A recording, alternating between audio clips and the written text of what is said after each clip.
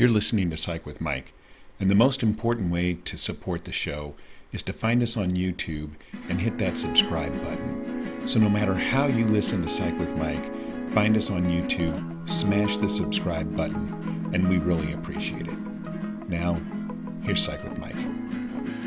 Welcome into the Psych with Mike and Brett Library. This is Dr. Michael Mahan. And this is Brett Newcomb. And today we want to continue a discussion that we were having last week. Last week we were talking about agendas and participation in meetings and presentations and group settings and what have you, where everybody in the room has an agenda. And if you're in charge of the circumstance, you have to be aware of that and you have to figure out how to handle it to get your agenda taken care of, knowing that some of those people don't want you to do that, and some of them don't want to be there, and others are really invested in having it be a successful outcome. So everybody comes to the room and has to present themselves and be a part, and you're in charge, of at least ostensibly in charge. So how do you come to that with your best results in mind? Today what we want to talk about is presentation. When you are a presenter at a meeting, when you're the speaker or when you're the officer in charge and you have to accomplish something, there are things that there are skill sets that you should develop. But also as a therapist. Right. When you're in a session with a client, the skill sets for being a good presenter are the same. And so we wanted to talk about those, list them, and talk about them and how they might play out. And before we move on with that, I just want to make sure that we're doing a clarification here that when we're very committed to the idea that when we're in therapy, that the agenda is the client.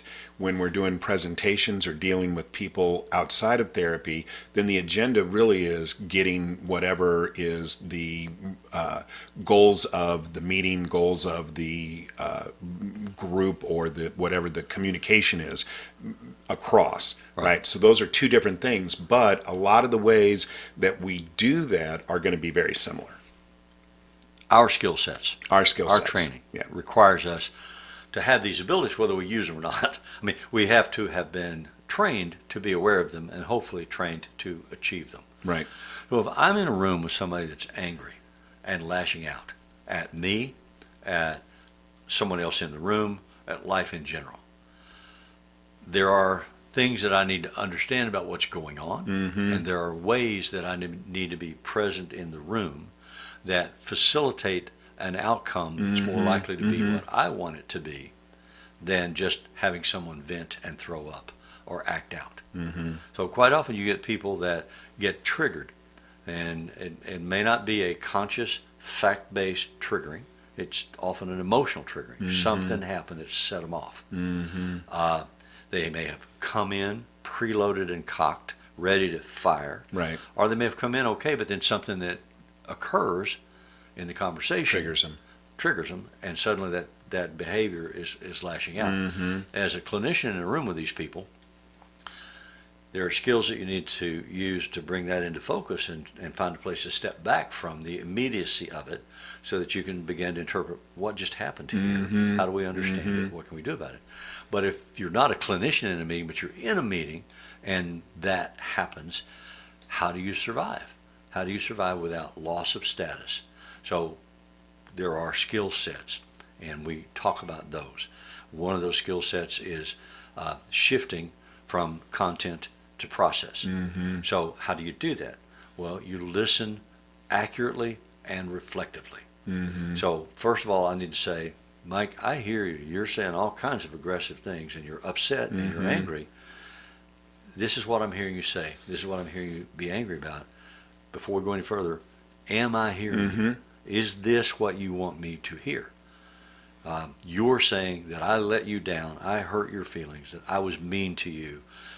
Am I understanding that that's how it feels to you? That's how you understood my behavior. If I do that accurately, it quietens you down. And then you're able to say, yeah, you did that. And I said, I'm not arguing that. I'm trying to make sure, first of all, that I'm hearing it. And I wanted to make that point. In the accurate reflection, you're not acknowledging the reality or the truth of their presentation. You're not denying it. You're neutrally stating, this is what I hear you say. Yes, but there's an addendum. When I do that, this is what I hear you say. These are the words that you said. However, As you said them, this is what I thought you were feeling. So it felt to me that as you said this, you were angry, you were sad, you were teary. I was talking to a person just this last week whose husband had died. And she was angry at his loss.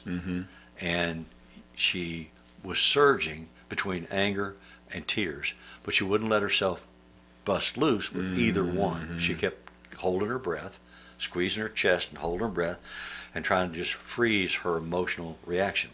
So she was saying some words about, damn it, I'm really angry that he's gone, but she couldn't feel it. And so what I said to her is, I hear you saying that you are angry, but I'm watching you have these fluttering emotions that cross your body and your face. And even repressing them. And that's right. And what I believe, what I've been trained is, if you suck all that in, it will rot and things will go bad.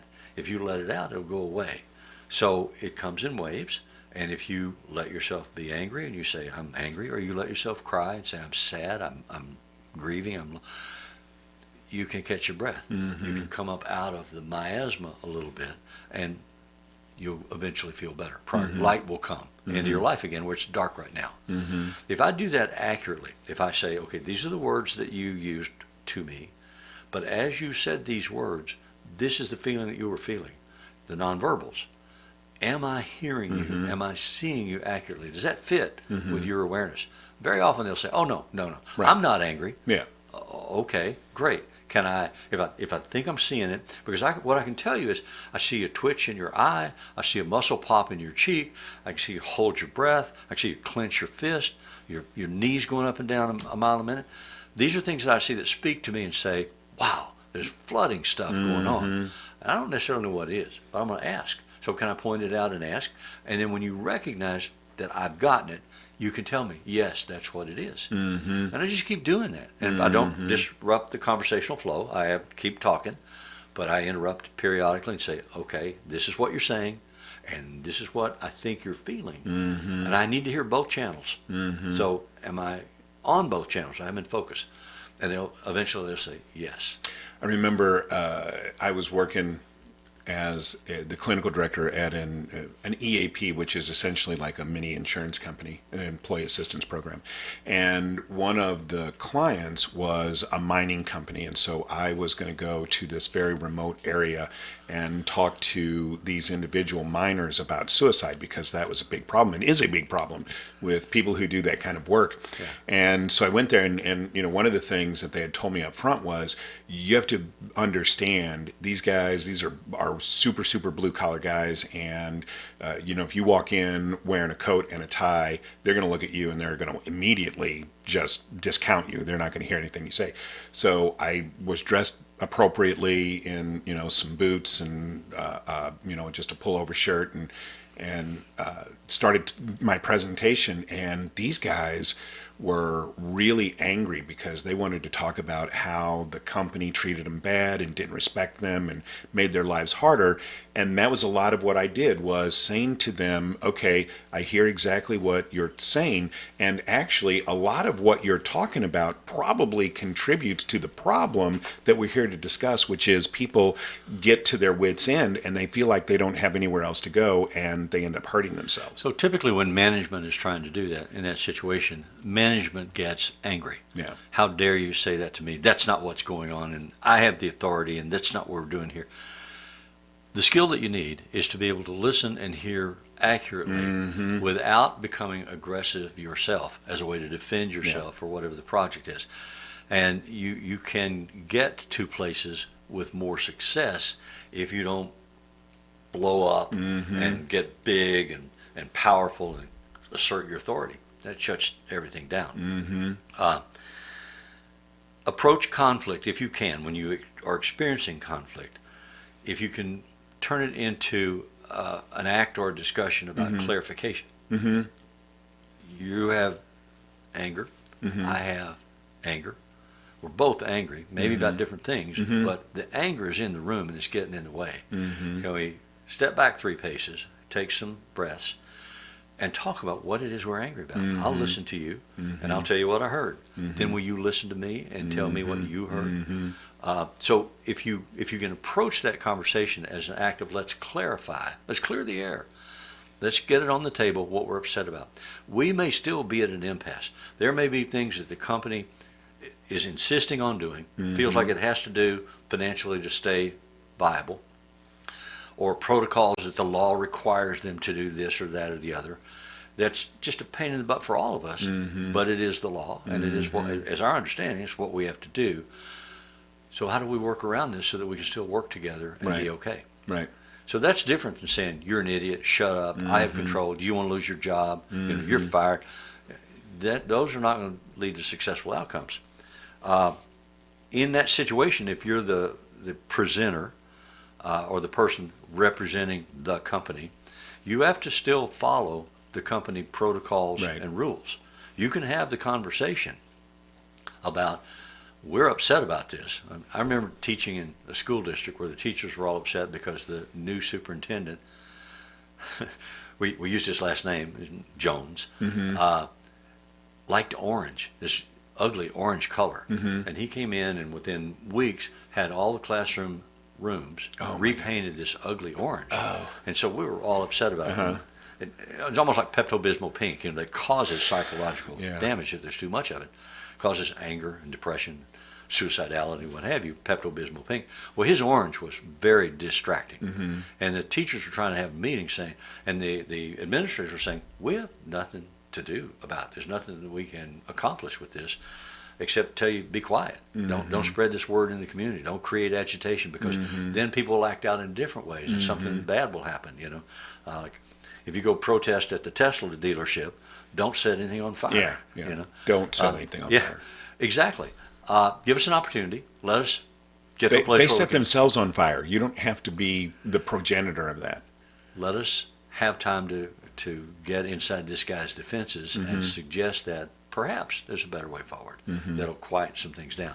So you have to follow the protocols and the rules of the office. This is the way we do business. This has to happen. I can't hear you when you're yelling because the noise is so loud that the content gets lost. So sometimes you do content to process shift. Sometimes you do timeout. Right. You say, and they're screaming at you and saying something. You say, well, let me think about that for a minute. If you're wanting me to do this on next Wednesday, let me think about it. And then you just be quiet for a while. And they'll sit there and watch you, be quiet. And then you count to 50 or 100 in your head or something, and you come back and go, I can't do that. Or I can do that. You know what? I can do that. If you can do it. Or I can take it upstairs. What I will tell you is policy today is X and Y. I will take it upstairs and say you want it to be X and M for these reasons. And I'll see if I'll advocate for that and see if we can get some progress. And I'll come back and say yes or no. It won't just disappear into a mall somewhere or a vacuum or where there's no response. So we live in St. Louis, which is where Michael Brown was murdered. And I attend a church that was in that community when that happened. And so we were doing a lot of stuff, outreach and support and things in that community. And somebody who was higher up came to me because they knew my background. In the church or in the community? Both. So I was at a meeting with the church and some people who represented Jay Nixon at the time was the governor. And so the people said, Mike, if you could do anything, what would you do? And I said, I would have a series of community-led and supported meetings where individuals from the executive branch, the governor's office, were present, if not the governor. And I would listen very quietly to everything that everybody had to say. And at the end, I would make a presentation that said, I hear all of you, and you would accurately report back the different things that you heard in the meeting and say, we can't make any decisions here tonight, but I appreciate your input. And I said, I think that would diffuse a lot of the anxiety that is in the community, because people want to be seen and heard. Yeah. They don't want to necessarily get their way. Some people want to get their way. Oh, yeah. Some people won't stop. And I'm not saying that that's not true. But the overwhelming majority of people want to be seen and heard. If you can make people feel seen and heard, you can oftentimes diffuse the reaction and the aggression. So those people that won't stop also have some identifiers that can help you understand what's going on with them, and maybe give you some thoughts about how to get around them, or at least the roadblock that they represent. One position they often advocate is that the rules don't apply to them. Right. They're special. Do you know who I am? I'm so-and-so's mother. I'm so-and-so's wife. I'm so-and-so's husband. I have a position in the company. I'm the executive manager of XYZ Corporation. Do you know who I am? I remember having a client one time. It was an adolescent boy that I was working with who was doing a lot of acting out at school and at home. And after several sessions with the boy, I asked to see the dad. And the dad came in and was really angry. It took weeks to get time, but he came in and he said, I am the president of a corporation. Because I was saying, what's going on here? Your son is trying to get your attention and have you spend some time with him, and he's not finding a way to do it positively. So he's negative attention is better than no attention. Right. And he looked at me and said, I write checks for you to spend time with him. I don't have time. And he got up and left. That's going to be hard to diffuse that situation then. It was indeed. Yeah.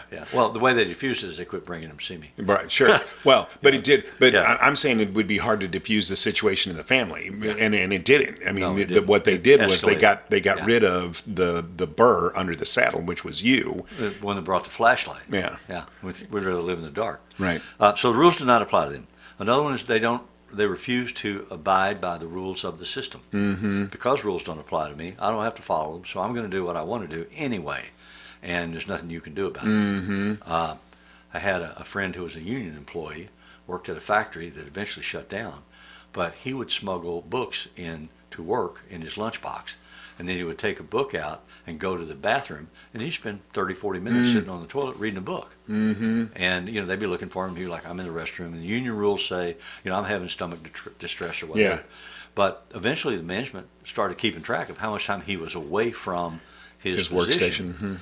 And then his response was, I work faster and better than all these other people, so I still get my quota met. Leave me alone. And their hands were tied. He met his quota. But he was a fly in the ointment because the other workers were trying to do what he was trying to do, but they weren't as good at it as he was, and he knew it. And he was just playing games. He worked there for years. That was his agenda, to go to work every day and mess with them, saying, you can't reach me, you can't touch me, I'm going to do what I want to do. And the union rules then allow me to show your face in it. Right. So they closed the plant.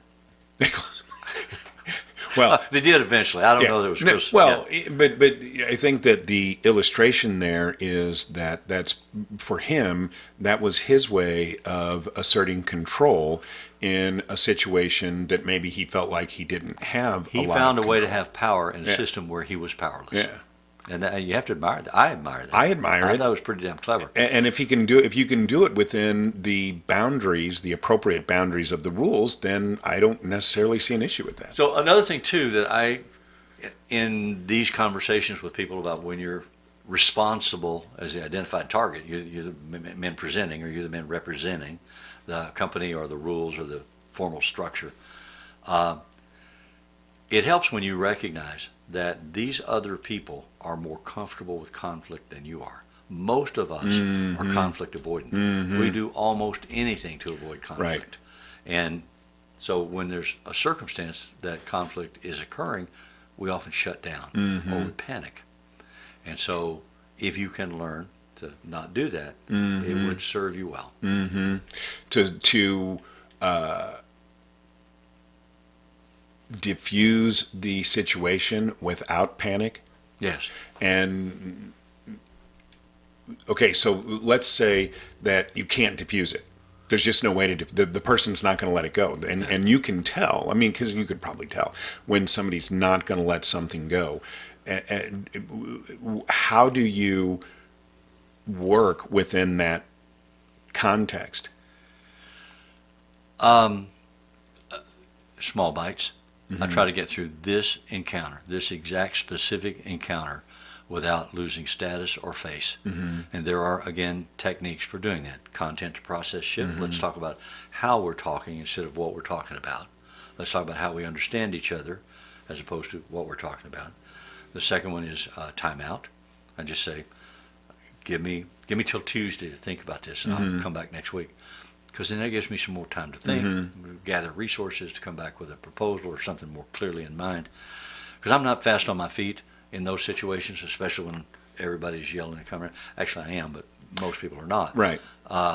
So I want to just slow it down. I want to get out of it without more damage occurring. So sometimes we just call a timeout. Let's take a break. We used to do that in marriage counseling all the time. You reach a point and you say, okay, both of you step away for a half hour, or either one of you, try to teach married couples this all the time, either one of you can say, I'm flooded. Right. I'm going to say something in a way that's not going to be helpful. I need to take a break. Give me an hour. Wait till after dinner. Wait till I finish the laundry. But then you have to come back. Exactly. And you have to come back and say, okay, I asked for this break. I'm ready now. What was it you wanted to say to me? So when I'm talking to couples and I present that intervention, what I tell them is that anybody gets to call a timeout. And the other partner has to respect honor that. It. Absolutely. But the person who calls the timeout has to come back and re-engage within a 24-hour period, or the other partner gets to come back and say, hey, can we continue this conversation? So it can't just be a perception that you call timeout and As then a get out that's jail the free end. card. Yeah, Right. No, there has to be a commitment to re-engage, an intention to re-engage. And you know, most of the time, I will tell people this on the podcast. I wouldn't say this in therapy. Most of the time, people forget. I mean, if you call a timeout and you know you've got that 24-hour grace period, most of the time you won't have that conversation again. Emotions shift. They won't be at the same intensity, which is why you call a break. Right. So. And so breaks are really good ways of being able to go from that content to process. Let's take one now. Okay. We have a new book out, and we would love for you to pick up a copy and read it and let us know what you think. You can get that at Barnes & Noble. You can get it at Kendall Hunt, or you can get it at Amazon, and the links for that will be in the description below. The music that appears in Psych with Mike and Brett is written and performed by Mr. Benjamin DeClue, and if it's Friday, it's Psych with Mike and Brett.